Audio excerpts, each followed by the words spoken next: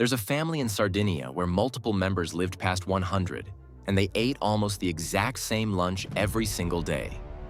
Not a smoothie, not some expensive supplement stack.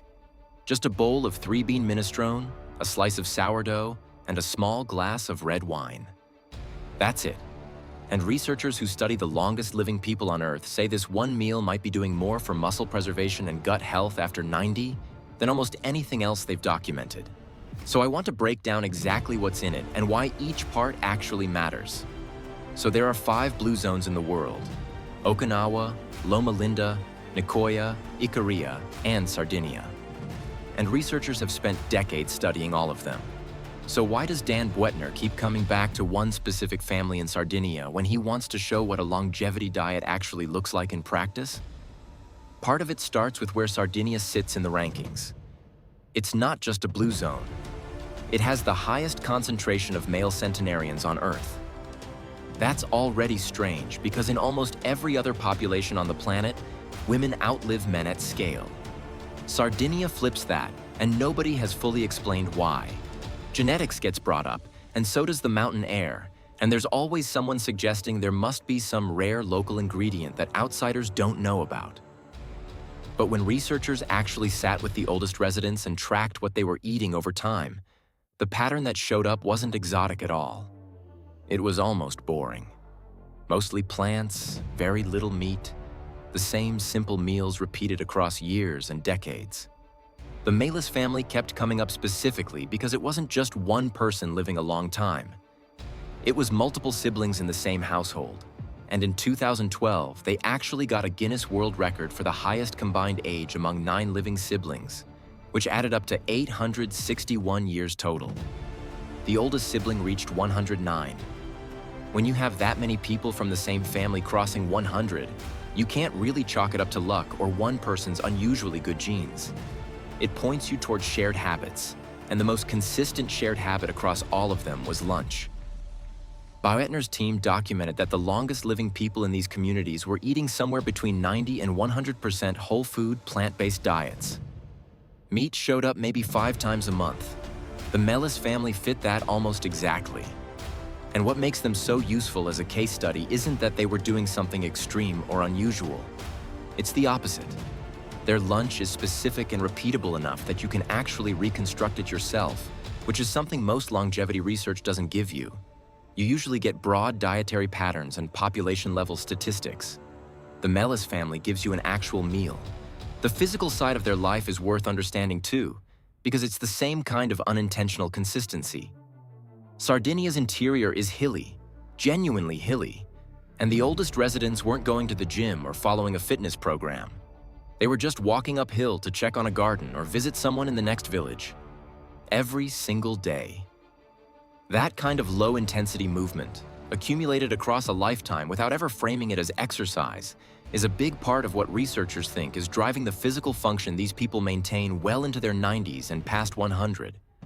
So when you put it all together, multiple centenarians in one family, a daily meal that's documented and specific, a lifestyle that's observable and measurable, the Melis family becomes the clearest real-world example researchers have of the Blue Zone's diet actually producing results.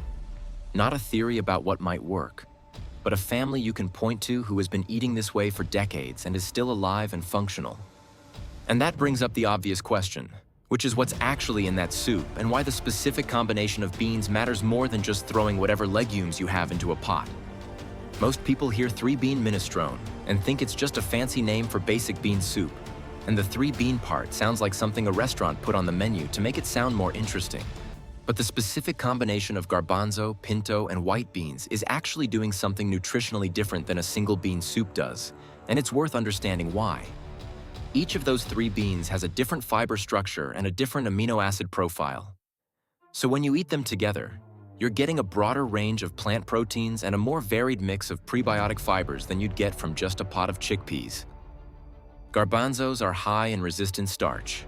Pinto beans have a different soluble fiber makeup. White beans are particularly dense in protein relative to their size. Together, they cover more ground than any one of them does alone. Now, the protein numbers on paper, roughly 16 to 20 grams per serving once you include the sourdough. don't sound impressive, especially if you've heard that you need 30 grams per meal to maintain muscle. But the research on older adults actually shows something different. Plant protein absorbed slowly across a meal, with fiber naturally slowing digestion, can be more effective for muscle preservation than a fast-digesting protein source that floods your system all at once. The fiber is doing part of the work here by controlling the rate at which protein hits your bloodstream. The gut diversity piece is where it gets really interesting. Researchers studying longevity populations found that eating 30 different plant foods per week is associated with significantly higher gut microbiome diversity. A bowl of 3-bean minestrone with multiple vegetables, fresh herbs, and a slice of fermented sourdough on the side can give you somewhere between 8 and 12 unique plant inputs in a single lunch. That's a meaningful chunk of your weekly variety coming from one meal. The sourdough specifically isn't just bread. The fermentation process, wild yeast and bacteria working on the dough before it's ever baked, partially breaks down the gluten and the starches. So your blood sugar response to sourdough is measurably lower than it would be from regular white bread, and your insulin doesn't spike the same way. That matters a lot as you get older because insulin sensitivity naturally declines with age.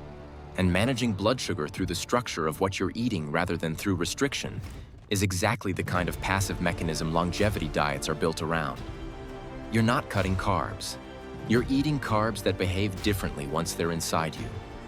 The wine is a small detail, but worth being specific about. It's a 2 to 3 ounce pour, consumed during the meal.